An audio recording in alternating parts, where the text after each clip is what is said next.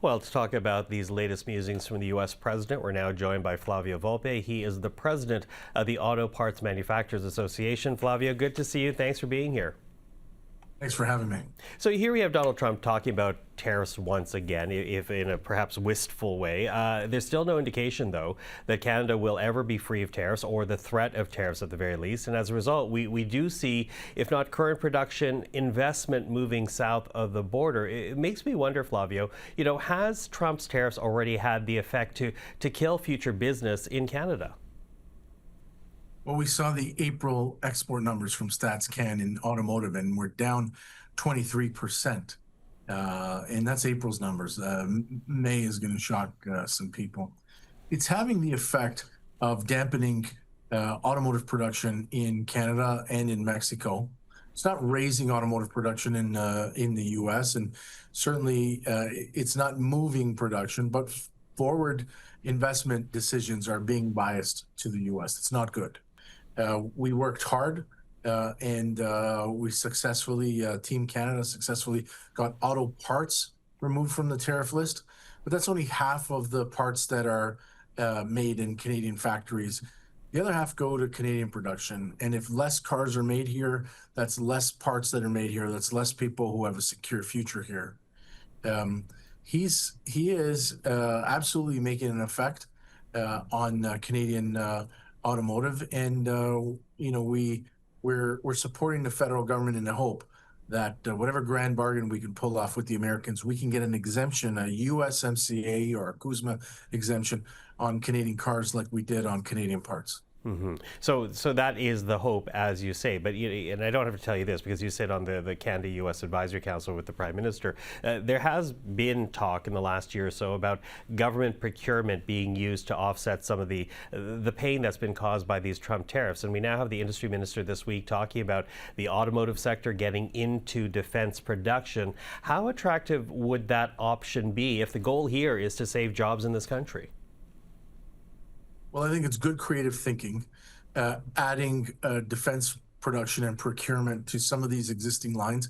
Some of the vehicles that are qualify for defense purchasing, like from Rochelle in London, use a chassis that is also a light truck chassis that can be made in Canadian assembly plants.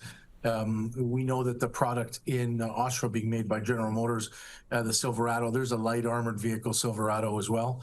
The one caution I say to everybody, we need to think creatively and add different products, but defense volumes and engineering tolerances and pre-qualifying of suppliers is a completely different game than automotive. So it's a great addition.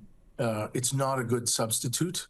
You'll end up with very big contracts because military equipment costs a lot more than civilian equipment, but less actual vehicles being produced means that it's not a good substitute for the part suppliers or the tool makers in this country who need volume to keep their businesses going. Okay, so as you say, not a substitute, but perhaps a good addition to help industry go forward, if I'm hearing you correctly. But how quickly could assembly plants in this country, for example, retool itself for more defense production? Is that easily done?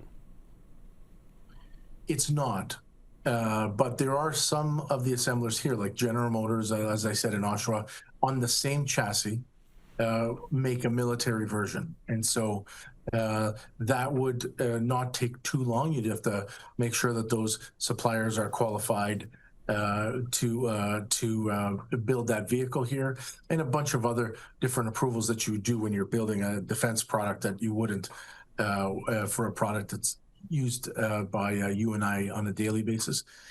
To make other things like proper light armored vehicles that have been built for decades in London, or tanks and heavy armored vehicles, that's a longer process. You've got to, just like when you land a car assembly investment, you've got to build the acquire the factory, build the production line, approve all the engineering, and then get it going. But I would be undaunted by the fact that these are longer timelines. Make an investment today for fruit that's born 3, 5, 10 years out. Those are lessons I think we need to learn from this current crisis where the White House has turned against Canada. We may get through this crisis, we may make a deal, but it's now not just a theory for future presidents. If they want to, put a thumb in Canadian eyes, you've got the precedent, and we know just how tough it is to get out from under that. So we should build some insurance in. Build some insurance, as you say. I think it's interesting the moment that we're in, because certainly going into the federal election campaign, there was talk about this need for a Team Canada response. There was some resonance of that through the campaign, but as it came to voting day itself, it seemed to dissipate a bit. And I think there are some Canadians who think we might be beyond this crisis at this point. What would you say to that? Well, I think we're still under the threat of tariffs in major industries in this country. Steel, aluminum, automotive. We still have the IEEPA tariffs, even though we have an exemption on them for the rest of the economy.